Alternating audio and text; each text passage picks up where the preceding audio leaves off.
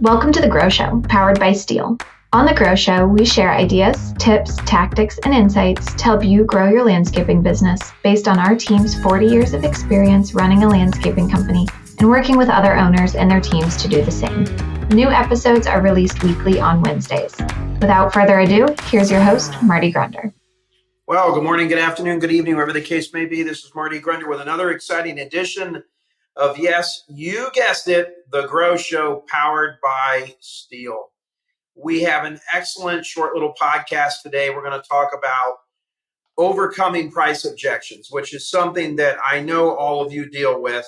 We deal with it at Grunder Landscaping Company. Heck, in full disclosure, we deal with it at the Grow Group when people ask, what does it cost to join a peer group? Or what would it cost to come to one of your field trips? Why does it cost so much? So on and so forth. So I got a lot to share here in the short version of the podcast that we have this week. I hope all of you are doing well.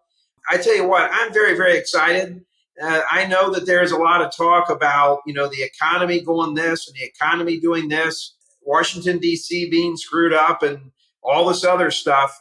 I'm very excited. I think that when you put all that energy that you have towards complaining and towards situations, when you put that to good use, there's amazing things that can happen, folks. And I think that that's important. And I don't think you should be running scared with your business right now. That's why I'm really excited to talk about sales. We've got a saying at the company this year. It's our slogan, be the buffalo, charge towards the opportunity. And we are certainly doing that this year at Grunder Landscaping Company. And I hope you're as excited as I am for the remainder of 2023. So overcoming price objection. Well, first of all, let me tell you that the title of this session is a little bit misleading because you will never, ever truly, completely overcome price objection. It just won't happen. All right. So don't go into a situation thinking that you're going to eliminate price objection as a factor. It's always going to be there, folks. I'm 55 years old. I've been selling landscaping almost 40 years. I have always had price objection. There will always be price objection. So the mindset that I want to have you first and foremost realize is your job should be to mitigate price objection. And mitigate, by its definition, means to lessen the impact. If all someone can talk to you about price, folks, then that means you haven't demonstrated a good enough case for the value that you bring to the table. So really think about that. I want you to think about that today. If price is the objection, and it's the only objection, and it's the main objection, then you haven't done a good enough job producing proof that the value you bring to the table and all the things you do make it worthwhile that someone should pay for you. And behind me, I've got my buddy Mike Weinberg's Sales Management Simplified, which I've read this book like 3 or 4 times. I'm reading it again because we're in the middle of sales management with our director of sales ops, Chris, here at Grunder Landscaping. Folks, this is the best book on sales that I have ever read in my life. And Mike's Sales Simplified, New Sales Simplified, is the second best book. These are 2 books. Every landscape owner in the world should read these 2 books on sales. You can buy them on Amazon. If you ever have a chance to see Mike speak, he does workshops. He's got a great online presence. Mike's become a buddy of mine. I have learned a ton from Mike Weinberg, and you will too, so pick up the book. So let's get into overcoming objection. Let's say you charge a consultation fee and you've done proper screening on the front end. Someone's called your office or you've done an online screen and you've agreed to come out, or you're talking to them about coming out and you charge a consultation fee. There's a way to get around that. I know we have a lot of design build contractors that follow us on the Grow Show, powered by Steel. So let's present this scenario to you. You charge a $100 consultation fee to visit the prospect's property, assess their needs, and provide an estimate. Now, for us on the design build side of Grunder Landscaping Company, we charge a consultation fee. We will not just go out and see you for nothing. On the commercial side, no, we don't do that. But on the residential side, or if it's on the commercial side and you call us and you want a design build job, we're not going to spend hours doing architectural drawings for nothing. We're going to be paid for that. Maybe a residential prospect says, I'm not going to pay the $100. Other companies will do it for free. I'm just going to call them. How would you respond to that? Well, there's like a 3-step overcoming objection, mitigating objection scenario that we like to teach. Number one, validate their concerns and see if there's any other objections. So, Mrs. McGillicuddy, I understand. We have heard that before. And oftentimes when people don't see what all we do for the $100, they're not interested in paying it either. So is that the only objection you have to us meeting? They come back, yes. Well, then the next second step is to calmly explain your reason for the fee and the value that your consultation brings to the table. So listen, I want to let you know that one of the 3 landscape architects that we've been having come out and see you, each one of them has a degree in landscape architecture, one from Ohio State, one from the University of Maryland, and another one from the University of Minnesota. These are not people that do not have credentials. These are very experienced people.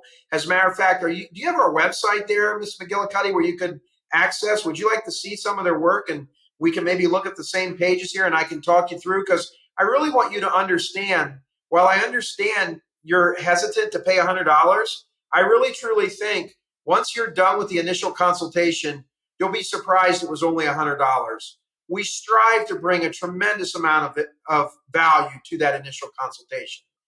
Oftentimes, that's all it takes on our end, okay? And then they say, okay, I'm fine, and have them come out. All right, is there any other objections that you have right now?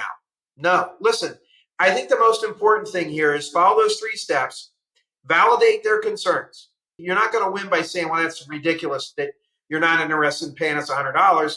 I mean, if you're not going to pay us $100, Mr. McGillicuddy, why in the world would you ever pay us $20,000? I'm just going to hang the phone up, all right? That's not how we need to do things. So validate their concerns, calmly and professionally explain why you charge what you charge. And here's the thing I want to tell you about this. If you can't explain that real easy like I did with the snap of a finger, then you need to work on that. You need to role play that. You need to write out your responses to the typical objections and then train everyone and put your teams on the spot by doing role playing so that they can see and hear and feel how this stuff goes. So when they need to call on that skill, they can and they will. And then lastly, confirm that you've overcome their objections. I think it's important to be confident about the value that you deliver. If you're not confident about it yourself, then that's certainly going to show up in what they think of you. And don't get defensive, okay? Remember, you're screening for ideal clients on the front end with how you do this. You know, that's how these things work. Let's talk about overcoming objections to price itself, a little bit different scenario. The scenario is you provided a prospective client, let's say it's a commercial client, with a quote for the work they would like done on their property, their office complex, their office building, their warehouse, their HOA property, whatever it is. And the prospect says this to you: your price was more than what your competitor quoted us for the same work, so we're going to have to go with them. I hope you understand. All right? How many of you heard that one before? All right? And we know down inside that it's not the same work. We're very, very familiar with our competition. We know the job's not the same. We know they don't do as good a work as we do. We're positive of that. But we got to hold that back. We're going to check that. So 4-step response on this one. Thank them and acknowledge their concerns. You always have to thank them. Mr. Smith, thank you for your concerns. I understand, and I certainly admire you running a business and watching costs. I get it completely. I understand that on the surface, it does look like it costs more for us to do this job. Can we take a little bit more time here and can we talk this through? All right. So we're acknowledging their concerns and now I'm asking for time. Well, yeah, go ahead, Marty. Okay. Your objection, why the price is higher than your competition. You know, would there be any way that we could spread out the specs on both quotes? You know, like I have 127 heads in my bid. Do you know how many heads they have in their bid? Well, I have it right here. Let me look. 68. Man, Mr. Smith, something's not right there. I've got more than twice the heads. Are they blowing water over the top of your sidewalks there? Because we're not doing that. And I don't advise that. That's not a very good irrigation design. Do you know? Because something's not right here for us to have a discrepancy in 60 heads. I don't know. I'm going to have to ask them. They didn't give me a design. Well, my design's attached to my proposal. As you can see it shows where everything is. Let's talk about the trees. I know you spec 3-inch oaks because that's what the property owner wanted in that area coming in.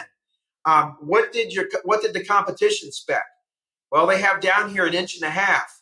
Man, Mr. Smith, that's like half the size of the tree that we're putting in. I think it would really merit us sitting down and going over this more in detail so that we can both make, sense of what's going on here. Would there be any way I could come in and sit down with you and we could look at this a little bit closer? Now, they don't always go like this, folks, okay? But now look what's happened. By calmly addressing and validating their concerns, asking for a little bit of time, whether this is in person, over Zoom, the phone, whatever it is, we've now got them doubting that they're getting the same thing for much less money. And we have made them doubt. We have originated and instigated that cast of doubt there by making them think about things. I would thank them for their time. More times than not, we get people wanting to hear us out. When you have a logical explanation for things, folks, it works. I had somebody tell me today at lunch that data eliminates drama. And when we're talking about specifications like this, folks, where we can clearly see a difference, you should be able to overcome that objection. Now, a couple more things. I think it's really, really important that you never criticize a competitor. In Dayton, Ohio, there are probably 10 companies in town that I think do really, really nice work. Then there's another 20 companies that do okay work. And then there's a whole bunch of them that I have trouble seeing what they do. Like sometimes I see things that look okay, but most times I look at the work and say, man, I just wouldn't want that in my yard. And you know what? A lot of times those jobs I see, that was the kind of work I was doing 39 years ago, okay? So I don't badmouth them, all right? I understand they're trying to get better, but, I know if somebody says who we're going up against, that's a pretty good indication to me on, how much, where I can dig and dig a little bit more into specifications, or maybe say something like, listen, I've never heard of that company. Have you gone and looked at their work and talked to some of their clients? I think that would probably be a smart thing to do. I would be happy to have you talk to more of our clients or see more of the work we do. I can send you pictures. I can send you videos. I can even pick you up and take you for a tour. So again, we want to have professional conversations like you're hearing me say with someone talking about price objection. And again, this sounds trite, but when you're talking to your prospect or your customer, who can't be talking to them? That's right, your competition. All right, one more quick one, because this episode of The Grow Show powered by Steel is just a short one. We're just trying to help you with some short snippets. Let's have another scenario here. Your client's maintenance contract is up for renewal, and you are increasing prices, which we have seen this happen a lot. Inflation is everywhere. Every input that we have in our company has gone up. Labor has gone up. All the ancillary costs, insurance, materials, gasoline, the price of trucks. We're paying $15,000 to $20,000 more for the same truck setup that we were buying 4 years ago. Think about that, folks. So again, they say they want to go with you, possibly, but you got to be proactive. You got to thank them for considering to do business with you and let them know your prices are going up. Your client is going to say at this time, potentially, why is this price going up when the services haven't changed? We often try to get in front of that, folks, first and foremost. We will actually tell them, you're probably wondering why the price went up. Let me go through it. And we will show them. Again, let's look at the 3-step process that we taught in the first scenario. It's pretty much the same thing. Thank them and check for their objections. You're asking why our price went up. Is that the only concern? Have there been any concerns with our service or anything else? No, Marty. We had the one little issue with the one snow removal when our maintenance man told you not to come out, and I didn't know that. But you folks came out within the hour of me calling you. You're great. I mean, I love working with your team, Marty. There's no issue with that. All right, the price is increasing. And look, I don't want to belabor the point or make it sound like I know all this stuff you don't, but I would have to think in your business, all your inputs have gone up. Is that the case? So what are they going to say? No, we know it's true. They're going to say yes. Well, without causing us all to be depressed, every single input we've had has gone up.